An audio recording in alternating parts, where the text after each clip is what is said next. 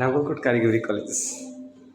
আর এভাবেই স্যারের চেয়ারটা এখন শূন্য। এই চেয়ারে কত সে বসে থেকে গেছে, আর এই চেয়ারটা এখন খালি ছবি হয়ে গেছে। কি আশ্চর্য!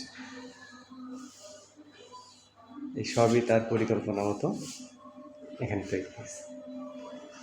কলেজটা কত পরিষ্কার হয়ে গেছে, কিন্তু মানুষটা আর নেই।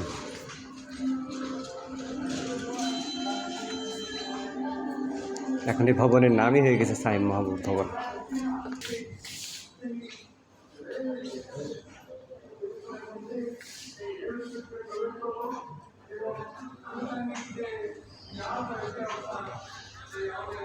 এটা একটি ডিজিটাল ল্যাব।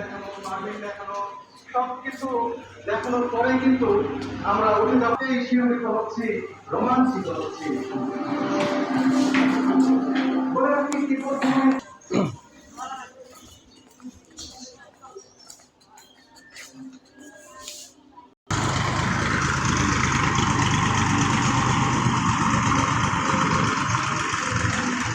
এই হচ্ছে নাঙ্গলকোট কারিগরি কলেজের এখন